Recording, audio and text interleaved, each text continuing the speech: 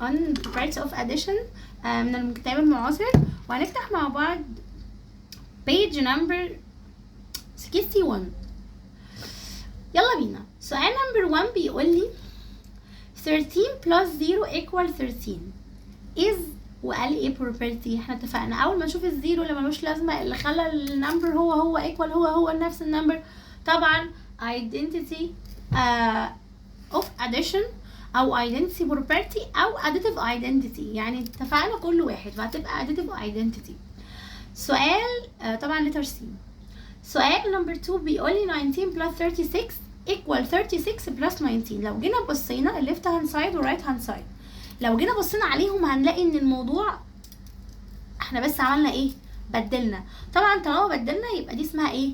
commutative property، يبقى letter A. السؤال اللي بعده بيقول لي 15 plus 19 وحطها في براكت وقال لي plus 20 equal 15 plus 19 plus 20 وحط البراكت المره دي غير. خلي بالكم من الملحوظه دي مهمه جدا جدا جدا، ان هو ما غيرش النمبرز 15 19 20 وفي الرايت هاند سايد 15 19 20. ركز على الكلمه اللي انا بقولها لك دي. طيب يبقى هنا هو ما غيرش اي حاجه، هو بس غير البراكتس. طالما غير البراكتس يبقى احنا هنا بنتكلم عن ايه؟ الاسوشيتيف بروبرتي. letter D. سؤال نمبر 4 بيقول لي the additive identity element is. طبعا اتفقنا اول ما نشوف كلمه identity حاجه ملهاش لازمه في الايه؟ في الاديتيف، في الاديشن، في البلس، يبقى مين؟ الزيرو طبعا، يبقى letter C. سؤال نمبر 5 بيقول لي 25 plus 24 هي equal 24 plus مين؟ ها احنا بدلنا left hand side لازم يكون قد right hand side، يبقى طبعا هنخلي مين هنا 24 زي 24 يبقى 25 اللي ناقصه، يبقى letter B. اسئله جميله وسهله يعني، بس على فكره متكرره في الامتحانات كتير. سؤال نمبر 6 بيقول لي 352 بلس وحط لي في براكت 556 بلس 421 ورجع قال لي equal وراح قال لي في right hand side اداني نفس النمبرز بس في نمبر ناقص. مين الميسنج نمبر هنا؟ هنا في 352 هنا في 352 هنا في 421 وهنا في 421، يبقى مين اللي ناقص؟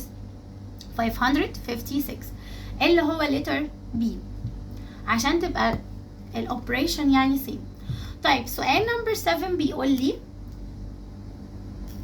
222 plus 111 طبعا في براكت plus 333 equal وراح جالي في الرايت هاند سايد.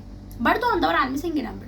هنا 222 هنا 222 هنا 111 وهنا 111، يبقى اللي ناقصه 333 وهنا ما غيرش، هو بس ايه النمبرز هي بس ايا كان بقى بدلها حطها في براكت ما يفرقليش، المهم ان ده قد ده، يبقى الانسر هتبقى 333 letter C.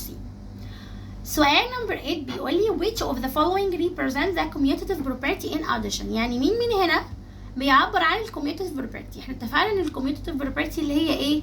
هنبدل، فبدور على حاجه تكون متبدله، يعني حاجه مكان حاجه في الليفت هاند سايد غير الرايت هاند سايد. فالليتر A 635 plus 492 equal هعاكس بدل 492 plus 635 بس هي دي، يبقى letter A. السؤال الاخير بيقول لي which equation would be best to include as an explanation of the commutative property. بمعنى ايه الكلام ده؟ بيقول لي انهي equation من هنا بتبقى الافضل ان هي بتشمل شرح الكوميوتيف بروبرتي اوف اديشن. يعني مين هنا برضو بتعبر عن الكوميوتيف بروبرتي؟ فهنقول letter A فيها زيرو وما بدليش حاجه وقال لي زيرو بس، ده الايدنتيتي مش عايزاه، انا عايزه كوميوتيف حاجه متبدله. letter B 7 plus 8 هي equal 8 plus 7 بدل، يبقى هي letter B. كده نكون خلصنا الليسن بتاع النهارده، وزي ما قلت لكم استغلوا الفرصه ان دوت سيشن قصير، وهستناكم الفيديو الجاي.